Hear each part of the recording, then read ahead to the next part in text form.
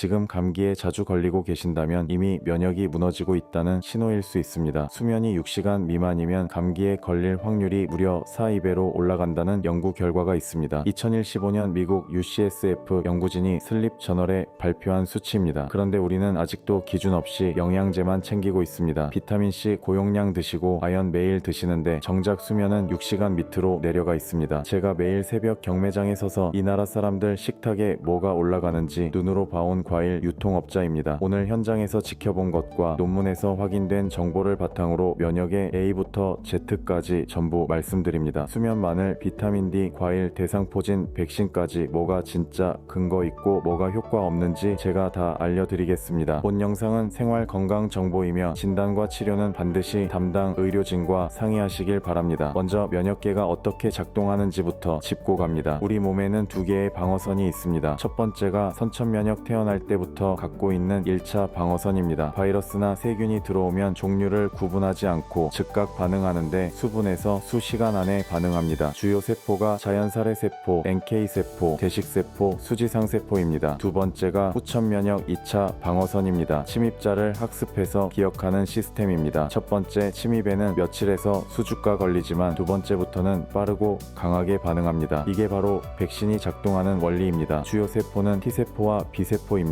여기서 중요한 포인트, 면역세포의 약 70%가 장에 있습니다. 장점막에 갈트라는 조직에 몰려 있는데 장이 외부와 접촉하는 가장 큰 표면이기 때문입니다. 장 건강이 면역과 직결된다는 말이 여기서 나온 겁니다. 그리고 나이가 들수록 면역이 약해지는데 이를 면역 노화라고 합니다. T세포 생산 공장인 흉선이 위축되고 NK세포 기능도 저하됩니다. 그래서 50세 이상에서 독감 백신이나 대상포진 백신이 더욱 중요해지는 겁니다. 자, 이제 수면입니다. 면역의 1순위는 어떤 영양제도 아닙니다. 수면입니다. 2015년 슬립 저널에 실린 유명한 실험이 있습니다. 성인 164명을 모아서 손목에 수면 측정기를 채우고 7일간 수면을 기록했습니다. 그 다음 격리 환경에서 감기 바이러스, 리노바이러스를 코에 넣고 5일간 감염 여부를 관찰했습니다. 결과가 충격적이었습니다. 수면 7시간 이상 그룹에 비해 6시간 미만 그룹이 감기 발병률이 4~2배 높았습니다. 5시간 미만 그룹은 4~5배였습니다. 7시간 넘기면 보호 효과가 생기는 겁니다. 왜 수면이 면역에 결정적이냐면요. 수면 중에 몸이 세 가지를 합니다. 첫째, IL-7, IL-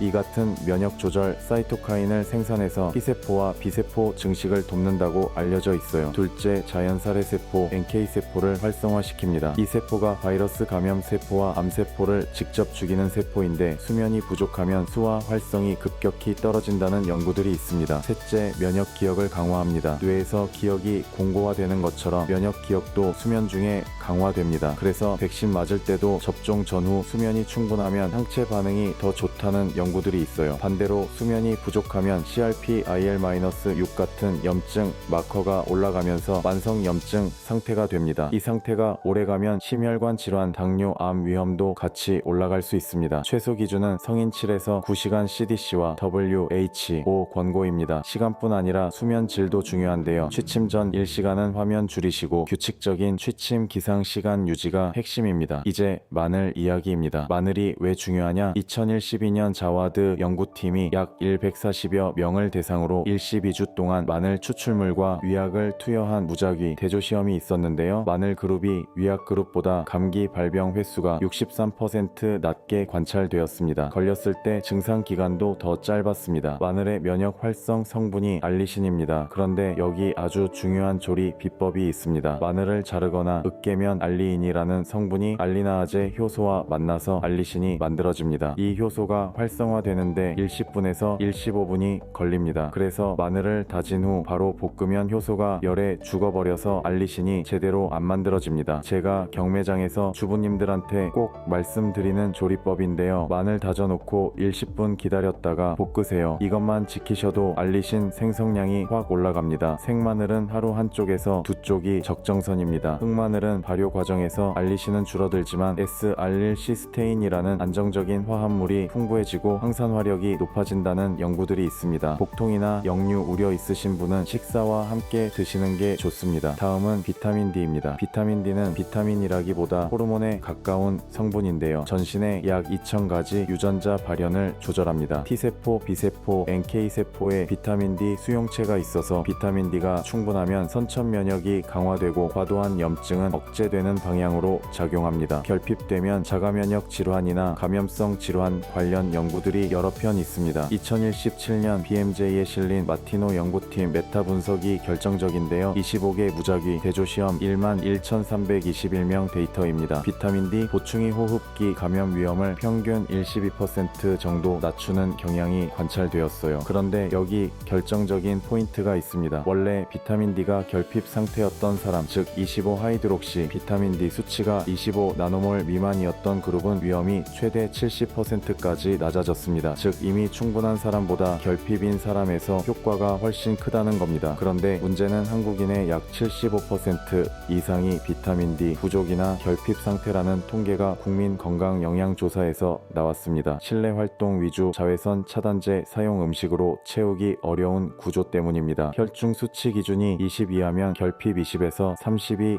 부족 30에서 60이 적절 100 넘으면 독성 위험입니다. 보충 방법을 말씀드리면 음식으로는 사실상 어렵습니다. 연어 85g이 600IU인데 하루 필요량이 600에서 2000IU거든요. 햇빛은 팔다리 노출 상태로 한낮 20에서 30분이 이상적이지만 계절과 위도에 따라 다릅니다. 보충제는 D3 콜레칼시페롤 형태가 D보다 흡수율이 높다고 알려져 있고 비타민 K와 함께 복용이 권장됩니다. 정확한 용량은 혈액검사 25 하이드록시 비타민 D 수치 확인 후 의사와 상의하시는 게 권장됩니다. 이제 제가 제일 하고 싶은 이야기 과일 파트입니다. 비타민C, 아연 블루베리 뭐가 진짜고 뭐가 가짜인지 정리해드립니다. 먼저 비타민C입니다. 예방 효과부터 말씀드리면 일반인에서는 미미합니다. 2013년 코크란 리뷰 29개 무작위 대조시험을 검토한 권위 있는 리뷰인데요. 보충제 형태 비타민C가 감기 예방에는 큰 효과가 없었습니다. 단 예외가 있습니다. 마라톤 선수나 스키 선수처럼 극도의 신체 스트레스 상태인 사람에서는 약 50% 감소 효과가 있었습니다. 그리고 이미 감기에 걸린 뒤 복용하면 기간 단축 효과가 있었는데 성인 약 8%, 어린이 약 14% 정도로 관찰되었습니다. 그럼 비타민C는 그냥 버리냐? 아닙니다. 음식으로 드시면 충분합니다. 제가 과일 유통업자로서 가장 권하는 방식인데요. 키위 1개에 90에서 100mg, 오렌지 1개에 80mg, 빨간 파프리카 반 개에 80mg 이상입니다. 하루 권장량이 100mg 정도니까 키위 1개만 드셔도 충분합니다. 제가 경매장에서 이 말씀 드리면 다들 놀라십니다. 그러면 왜 비싼 비타민C 메가도스 드시느냐는 겁니다. 게다가 고용량 10g 이상은 추가 이익이 없고 신장 결석 위험이 오히려 올라간다는 보고가 있습니다. 다음 아연입니다. 아연은 예방이 아니라 초기 72시간 치료의 핵심입니다. 코크란 메타 분석에 따르면 감기 증상 시작 후 24시간에서 72시간 이내에 아연 로젠지나 시럽 복용 시기간이 약 1에서 2일 단축되는 경향이 있었습니다. 주의할 게 아연 비강 스프레이입니다. 후각 손실 부작용이 보고되어서 FDA가 2009년 경고 발표했습니다. 먹는 아연만 드세요. 일일 권장량은 성인 남성 11mg, 여성 8mg인데 음식으로 채울 수 있습니다. 굴 6개면 32mg, 소고기, 호박씨 콩류에 풍부합니다. 이제 과일의 꽃 블루베리입니다. 블루베리는 안토시아닌 함량이 가장 높은 과일 중 하나인데요. 2017년 온해 연구팀 데이터를 포함한 여러 연구에서 블루베리 규칙적 섭취 시 NK세포 수와 활성이 증가하는 경향이 관찰되었습니다. 안토시아닌의 항산화 항겸 효과가 면역세포 기능을 지원하는 것으로 보입니다. 제가 유통업자로서 꼭 말씀드리는 현장 꿀팁이 있습니다. 냉동 블루베리가 생과보다 저렴하고 영양가도 동등하거나 더 높을 수 있다는 연구들이 있습니다. 수확 직후 급속 냉동하기 때문에 안토시아닌이 잘 보존되는 겁니다. 단 조건이 있습니다. 블루베리 파이나 블루베리 케이크로는 효과 기대하기 어렵습니다. 통째로 드셔야 합니다. 여기에 제가 한 가지 더 추가하고 싶은 과일이 있습니다. 아로니아 석류 크랜베리, 딸기도 항산화 계열로 면역 지원 효과가 관찰된 연구들이 있습니다. 특히 딸기는 비타민C도 풍부해서 면역 관점에서 일석이조입니다. 효과 없다고 알려진 것들도 정리해드립니다. 에키네시아 혼재된 결과 일관된 효과 없음, 콜로이달 실버 효과 근거 없음, 부작용 위험, 고용량 비타민C 10g 이상 추가 이익 없음, 신장, 결석 위험, 오레가노, 오일, 인체, 임상, 근거, 미흡 이런 것들에 돈 쓰시지 말고 과일 드세요. 이제 50세 이상 사장님, 사모님들께 꼭 말씀드려야 할 대상포진 백신 이야기입니다. 대상포진은 어릴 때 수두 앓으면서 들어온 수두 바이러스 VGV가 신경절에 수십 년 숨어 있다가 면역이 약해지면 재활성화되어 생기는 병입니다. 50세 이상에서 발생률이 급격히 증가합니다. 진짜 무서운 건 대상포진 후 신경통 PHN입니다. 수개월에서 수년간 지속되는 극심한 신경통증인데 삶의 질을 크게 떨어뜨립니다. 백신이 두 종류 있습니다. 조스타박스 생백신은 효능이 약 50% 정도이고 고령으로 갈수록 감소합니다. 싱그릭스 제조합 백신은 완전히 다릅니다. 2015년 NEJM에 실린 조이-50 연구에서 50세 이상 전체 15,411명 대상으로 진행했는데 효능이 97.2%로 나왔습니다. 연령군별로도 96.6%에서 97.9% 사이로 일정했습니다. 70세 이상에서도 조이-70과 합친 풀 분석에서 91.3%가 유지되었습니다. 접종은 2개월 강역 2회입니다. 50세 이상 모든 성인에게 ACIP가 권고하고 있고 과거 생백신 맞으셨던 분도 제조합 백신 접종이 가능합니다. 단 면역 억제제 복용 중이신 분은 반드시 담당 의사와 상의하셔야 합니다. 국내에서도 싱그릭스가 성인 대상포진 예방에 사용 가능합니다. 왜 면역이 약해지면 대상포진이 재활성화되냐? VGV 바이러스가 수십 년간 신경절에 잠복해 있는데 세포성 면역, 특히 VGV 특이적 T세포가 이를 억제하고 있습니다. 그런데 면역노화, 스트레스, 질병, 면역 억제제 등으로 면역이 약해지면 바이러스가 깨어나는 겁니다. 수면 부족, 만성 스트레스, 영양 불균형이 이 T세포 감시 기능을 약화시킬 수 있다는 연구들이 있습니다. 자, 실전 면역 강화 전략 정리합니다. 엄밀히 말하면 면역력을 높인다는 표현은 단순하지 않습니다. 면역이 너무 낮아도 너무 높아도 문제입니다. 균형이 중요합니다. 우리가 할 수 있는 건 면역이 잘 작동할 수 있는 환경을 만드는 겁니다. 근거 수준 매우 높음부터 말씀드리면 수면 7에서 9시간이 1순위입니다. 6시간 미만이면 감기 4, 2배 위험입니다. 두 번째, 마늘 하루 1에서 2쪽 다진 후 10분에서 15분 대기 후 조리. 세 번째, 비타민 D 적정 수준 유지. 혈액 검사 후 결핍이면 보충. 네 번째, 발효식품과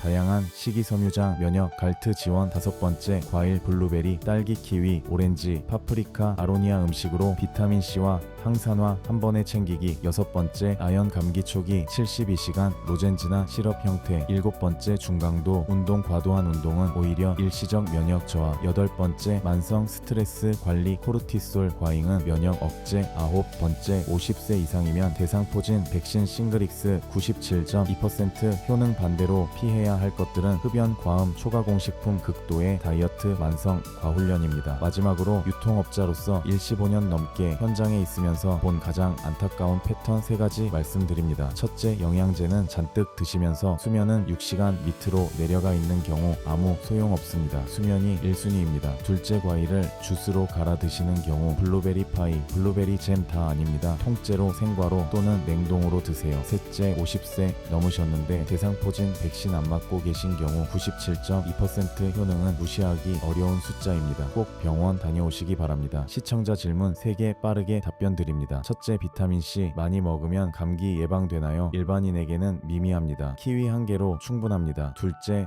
수면 6시간인데 영양제 먹으면 되나요? 순서가 반대입니다. 수면 먼저, 그 다음 영양입니다. 셋째, 대상포진 백신 과거 생백신 맞았는데 또 맞아야 하나요? 제조합 백신 추가 접종 가능합니다. 의사와 상의하시길 바랍니다. 정리합니다. 첫째, 면역의 1순위는 영양제가 아니라 수면입니다. 둘째, 마늘은 다진 후 10분 기다렸다 조리하세요. 셋째, 비타민 D 결핍이면 효과 크니까 혈액 검사 한번 하세요. 넷째, 비타민 C는 과일로, 아연은 음식으로 대부분 해결됩니다. 다섯째, 50세 이상이면 대상포진 백신 꼭 확인하세요. 본 영상은 생활 건강 정보이며 진단 약물 복용 백신 접종은 반드시 담당 의료진과 상의하시길 바랍니다. 면역 억제제 복용자, 만성 질환자, 임산부는 반드시 의료진과 상담 후 결정하시기 바랍니다. 과일 유통업자인 제가 오늘 면역의 작동 원리부터 수면, 마늘, 비타민 D, 과일, 대상포진 백신까지 전부 말씀드렸습니다. 댓글에 현재 수면 시간 몇 시간인지 한 줄만 남겨주세요. 다음 영상에서 수면 질 높이는 방법 더 자세히 파고들어 가겠습니다. 구독 누르시고 알림 설정 해두시면 놓치지 않으십니다. 감사합니다.